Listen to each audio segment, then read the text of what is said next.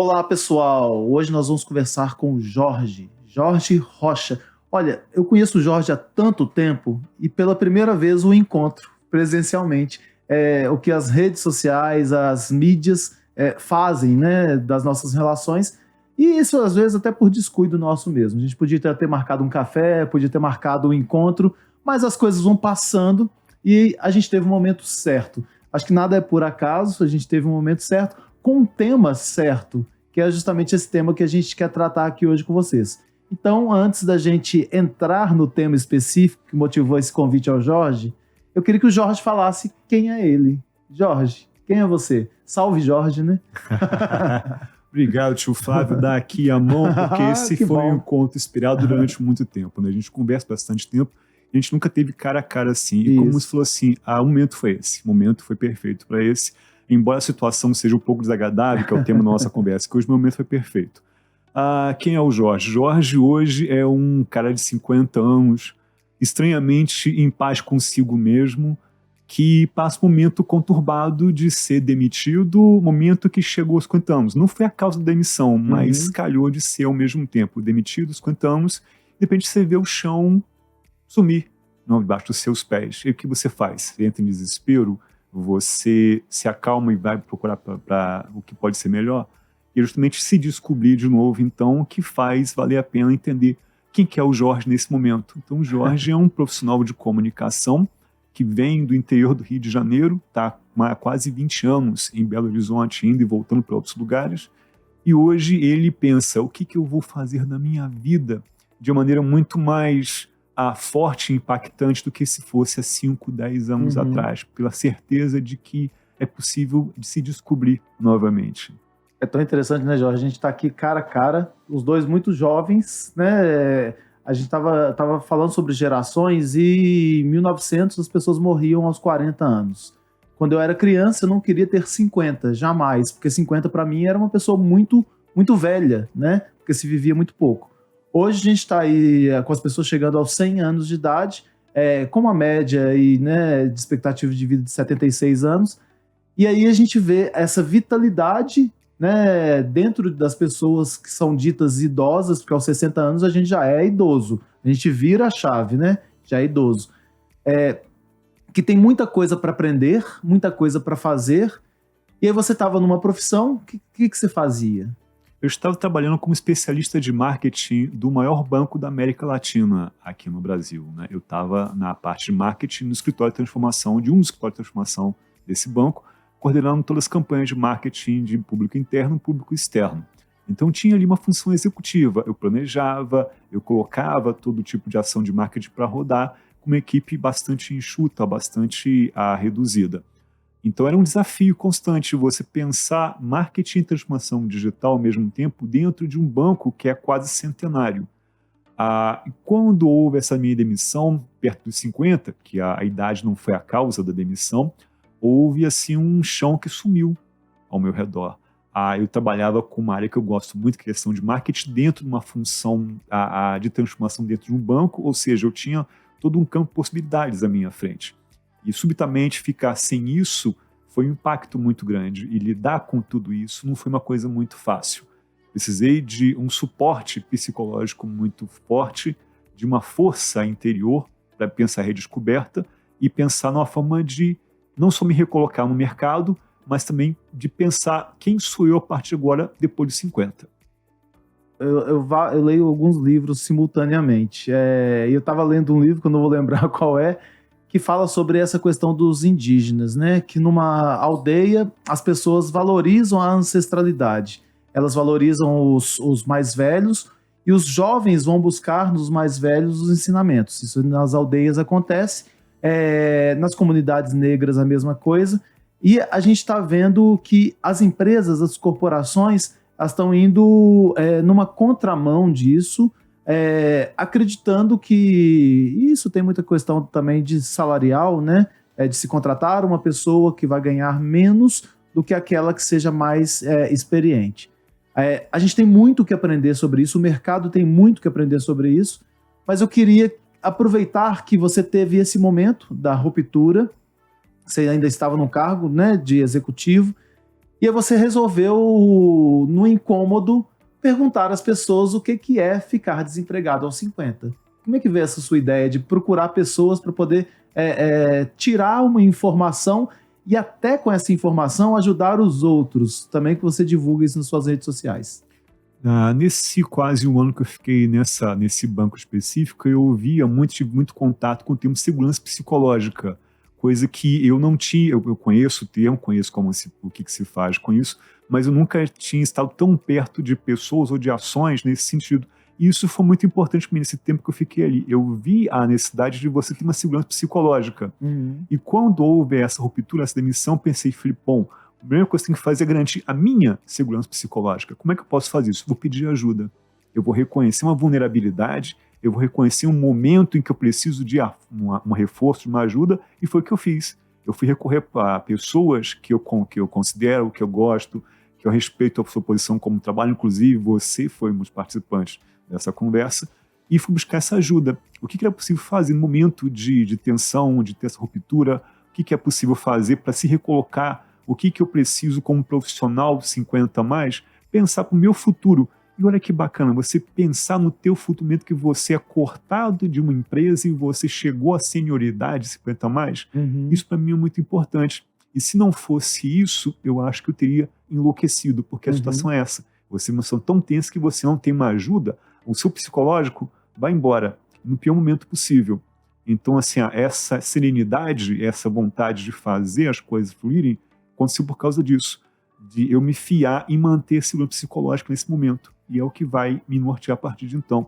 E acho que esse é o grande diferencial, tio Flávio. Se eu tivesse isso acontecido comigo há 10 anos atrás, eu não teria o mesmo tipo de postura que eu tenho hoje. A maturidade de hoje te ajude a lidar com essa situação, né? Isso, a minha esposa brinca muito comigo. João, chegou maturidade. Eu falei, que bom que chegou.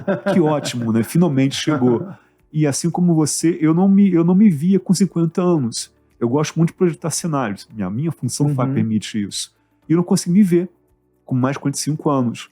Quando eu cheguei aos 50, embora a situação, eu só pensei assim, bom, o que vai ser a partir de então? Então, assim, acho que abre-se um campo de possibilidades, né? Que você tem uma complexidade aí. E acho que isso que é o grande ganho que a gente pode ter dessa experiência específica agora aqui. Você tem um cenário complexo que talvez a sua certeza anterior, ela não cabia aqui agora. É preciso descobrir um mundo novo e com a ajuda de pessoas que podem te ajudar a entender, a mapear tudo isso. Você está falando isso, a gente fez uma entrevista com duas TOs, terapeutas ocupacionais, e elas falavam muito dessa ressignificação da ocupação, né? E também falavam da própria educação do jovem, da criança, para o envelhecer.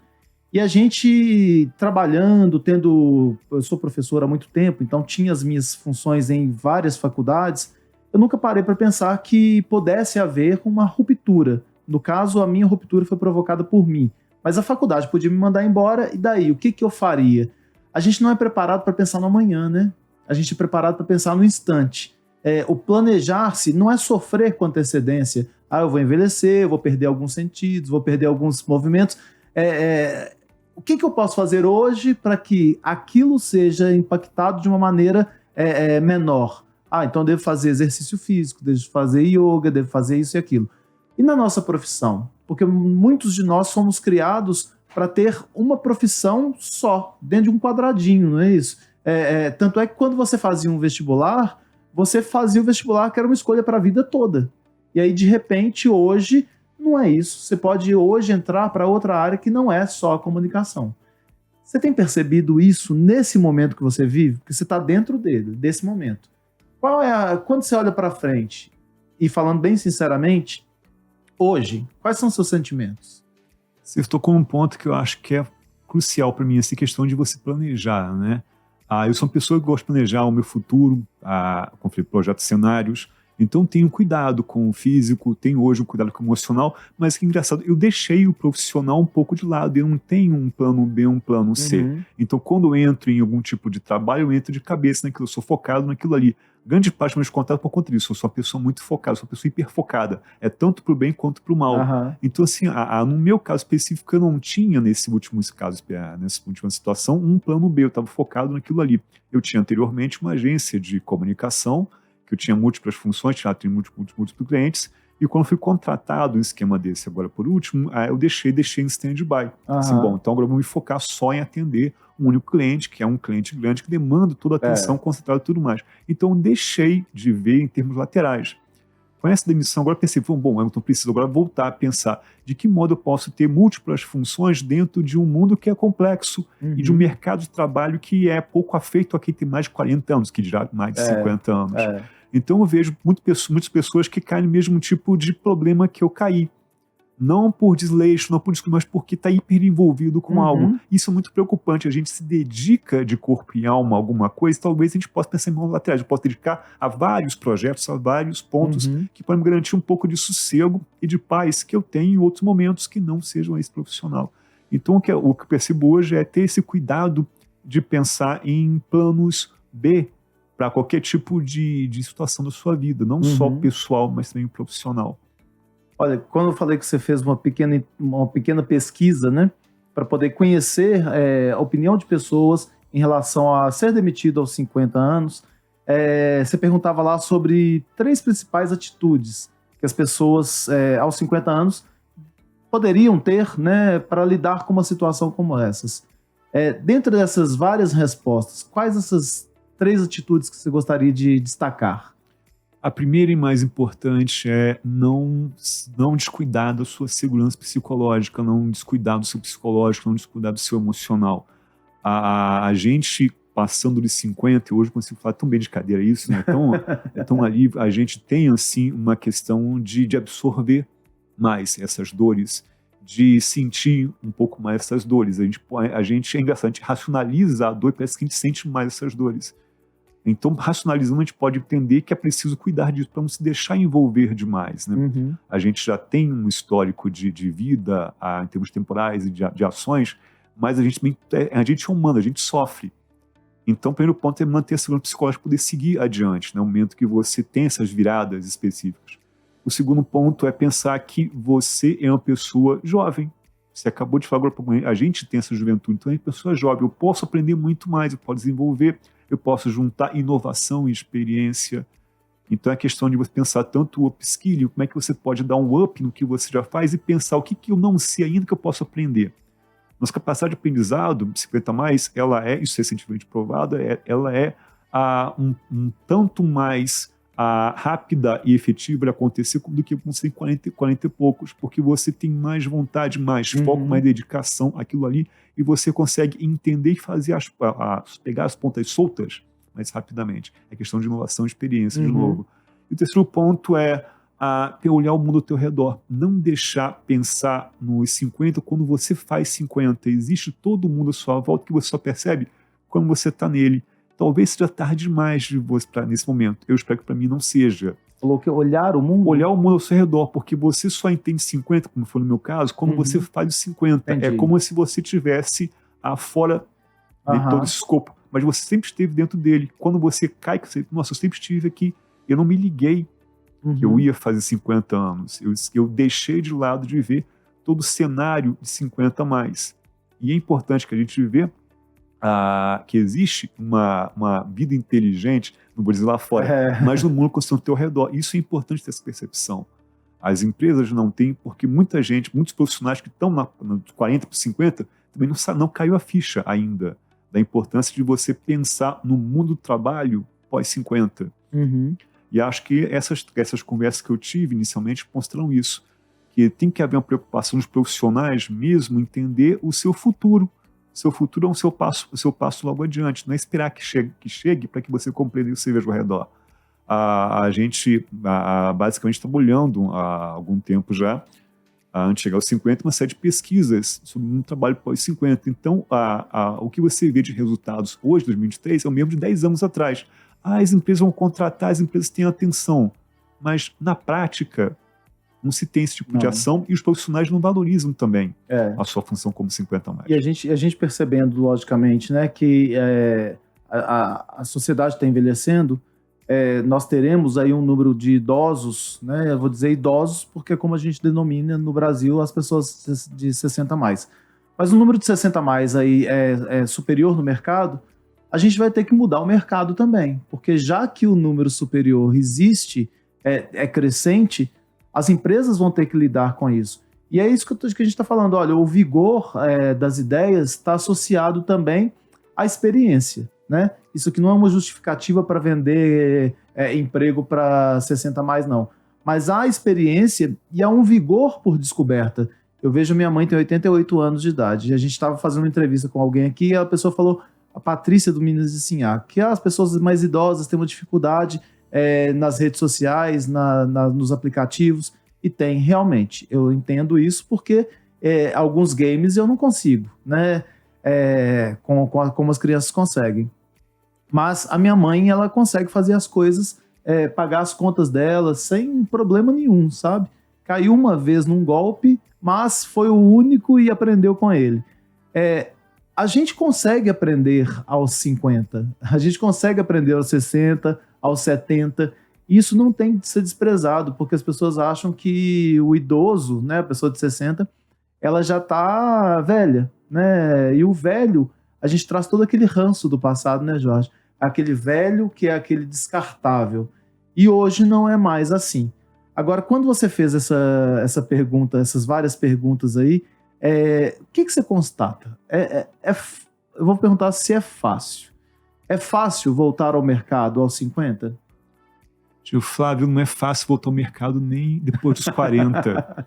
Depois dos 50, a gente vira Tom Cruise, né? É missão impossível. Mas como Tom Cruise tem a série de sequências do filme, eu falei, olha, então assim, há uma possibilidade forte aqui. Tira a brincadeira, assim, a gente consegue virar esse mercado, porque é preciso fazer isso. Como é que a gente consegue virar esse mercado? Primeiro, conscientizando os profissionais de mais de 40 anos que existe um mundo produtivo depois de 40, depois de 50. Começa em casa essa conscientização. E as pessoas têm que convencer esse mercado que tem um ranço com a senioridade, que nós somos possivelmente produtivos para esse mercado. Vou tirar até do mundo psicológico e do mundo de bem-estar social, pensar em termos capitalistas e tal. Daqui até 2040 tem projeções que a senioridade 50 mais vai ser responsável por 19% do PIB de países inteiros. Então, assim, a gente vai ser uma parcela muito grande de economia de países. Deixar de pensar em tornar as pessoas lucrativas, contribuindo para o fluxo de capital, é um tiro no pé. É você condenar a economia à míngua. Então não é pensar só na questão de eu tenho que permitir que a pessoa que está mais ela trabalhe para ser produtiva. Não, existe todo um processo de capital também disso aí. É uma questão de você regular o bem-estar social e de cidades e financeiro também. É você gerir o mundo ao teu redor também. Então isso é muito preocupante. Assim, o mercado condena a economia, se condena a vida produtiva de 50 mais. É um tiro no pé que está sendo anunciado. É uma crônica anunciada que pode ser exatamente. Evitada. Não, e essa é uma crônica anunciada em diversas áreas, né? A gente tem que pensar em infraestrutura, a gente tem que pensar em saúde, em educação, pensando na longevidade, né? A própria mobilidade, a gente tem que pensar as cidades pensando na longevidade. Agora, quando a gente fala da pessoa, nós falamos algumas vezes sobre aposentadoria, em que muita gente carrega o sobrenome da própria empresa, né? Tem gente que trabalhava no passado por 30 anos na empresa, então ela era o fulano da empresa X, o ciclano da empresa Y. E aí, de repente, essas pessoas aposentam, elas não estão mais no convívio com aquelas outras pessoas, passam por um afastamento e elas vão envelhecendo fisicamente também.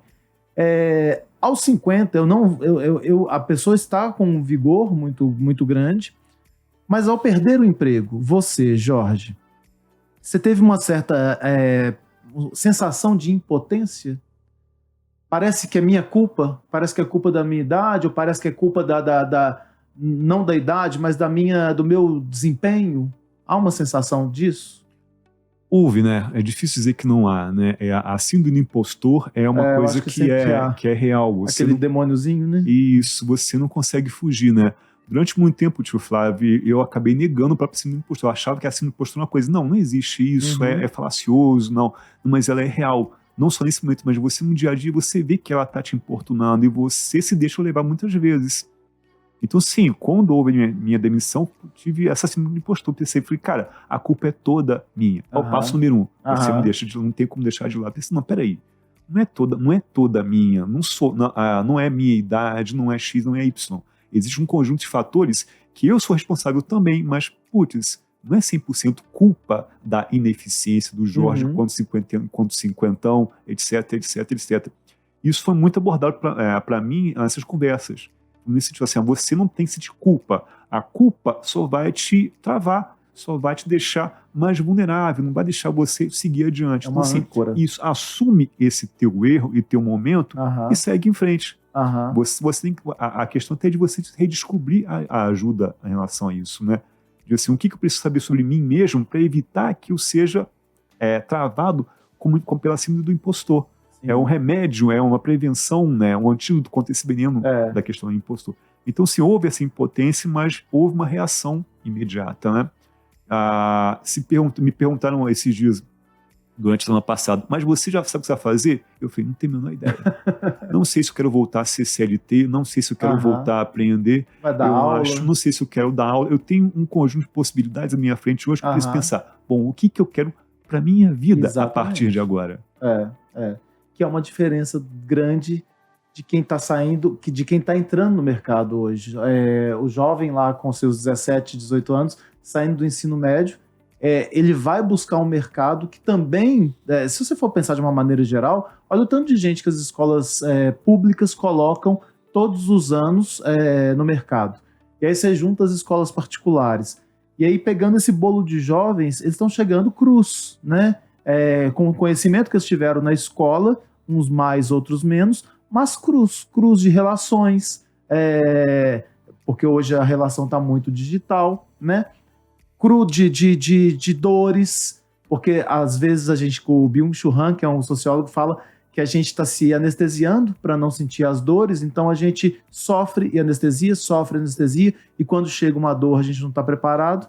Então você tem, de um outro lado, quando a gente fala de etarismo, a gente não está falando só do preconceito contra idoso, a gente está falando de preconceito contra idades, há também o outro lado do jovem que tem um desafio com o mercado.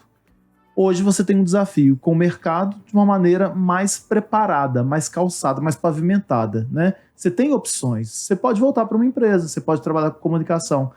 Agora, quando a gente fala dessa situação dos 50 e que vem à cabeça assim, muitas pessoas que ou se aposentaram e vão ter uma renda, ou perdem aquela renda aos 50 e tem uma família, tem todos os planos pela frente, passa pela cabeça da pessoa um monte de coisa. E você falou sobre essa questão da saúde mental. O que é essa saúde mental?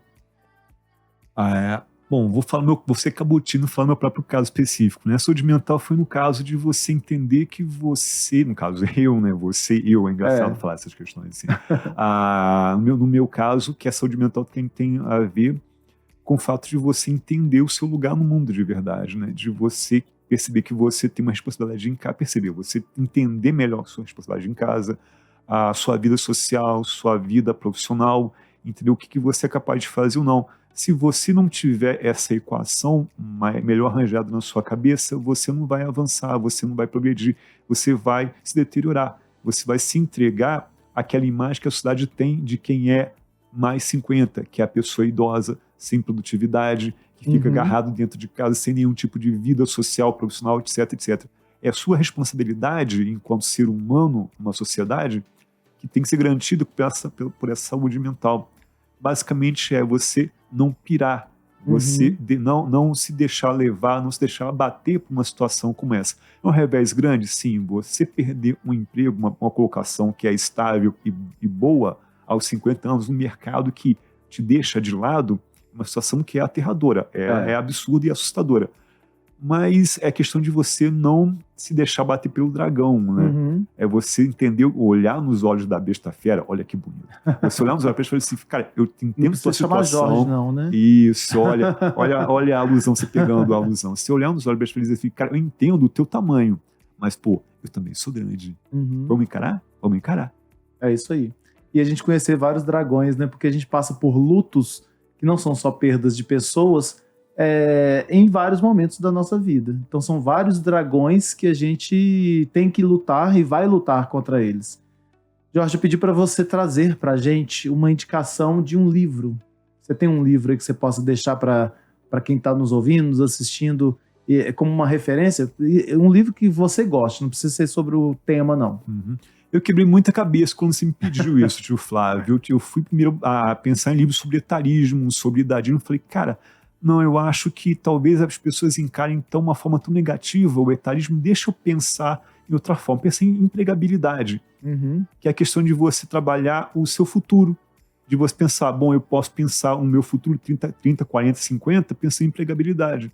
Então tem um livro que tem isso, chamado Empregabilidade, do José Augusto Minardelli, que é um cara que passa por várias empresas até montar a sua própria empresa, pensando assim, eu vou mostrar o que minha experiência, quais são os pilares que você tem que pensar e você se manter empregado. Não é você ter uma posição em uma empresa, é você estar ciente que você tem uma função social no mundo e que você tem que se preparar para ela. Ou seja, você tem que pensar em qual é a minha posição naquela empresa, seja a minha, seja outra empresa, o que eu posso fazer para mantê-la, para ser o melhor de mim durante o tempo que eu fico ali, e o que acontece se eu sair dali, demitido ou pedir demissão? O que eu tenho que fazer para manter o meu emprego, a minha empregabilidade em dia, não ficar à mercê do vento, de favores, etc, etc. Pensar assim, a empregabilidade é o fator que vai planejar o teu futuro pessoal e profissional, que é o terror desse livro. Ótimo. E basicamente é você usá-lo enquanto você vai envelhecendo, ficando mais maduro. É um conjunto, é uma régua que te ajuda a entender o que você pode fazer com o tempo em questão do seu emprego. Que ótimo esse livro. E uma frase. Você Eita. carrega aí. Olha nos olhos do dragão, isso também é grande. É boa essa frase, dá pra refletir bastante, né? O olhar nos olhos do dragão, às vezes a gente fugiu a vida toda de olhar nos olhos dele, né? E aí chega um momento em que não tem como fugir mais. Você vai ter que olhar nos olhos de vários dragões, como a gente falou aqui, e vai ter que descobrir o potencial que você tem. Exatamente. Né? E aí você vai ver, nesse momento, que há um potencial. Alguns geriatras falam que quando vão conversar com pacientes que têm uma doença ou descobrem uma doença, que esses pacientes também descobrem uma força que estava ali dentro, mas que às vezes ele não considerava, não achava que existia. Para a gente encerrar, eu queria que você deixasse aqui o agradecimento a alguém que você gostaria de agradecer nesse momento aqui, já que a gente fala muito de gratidão no nosso programa. Primeira pessoa, agradecer a você por responder prontamente as minhas perguntas quando eu solicitei essa pesquisa, essa conversa inicial quando for necessário. As pessoas têm conversado, a Sandra Guioff, ao Pedro Rivas, a Adriana Salles Gomes, da HC Management, são pessoas que têm um peso profissional grande, eu reconheço a importância delas, gosto do contato com elas, e outras pessoas têm conversado a respeito de recolocação, não me recordo, mas o que é o mercado de recolocação de trabalho a respeito disso, né? É uma série de conversas que vão ser publicadas agora no meu LinkedIn a partir desse mês, que ajudam a entender esse mundo de recolocação e o que é possível fazer para você entender esse momento e tal. Então, assim, eu tenho tido respostas de pessoas que são importantes, não em termos de nome, assim, não em termos mas de valor que elas possam indicar. Então, essas pessoas estão ajudando a consolidar uma estrada para frente, para o futuro. Isso. Eu só peço agradecer a todas elas. E me fala então aí, qual que é o seu LinkedIn? É fácil me achar como Jorge Rocha Neto no LinkedIn. Tá ótimo, então. Que aí as pessoas podem consultar e acompanhar essa pesquisa que você fez. Perfeito. Jorge, muito obrigado. E aí a gente vai conversar mais à frente, daqui a um tempo, sobre a sua experiência nessa caminhada. Perfeito, eu agradeço. Pessoal, muito obrigado e até o próximo encontro.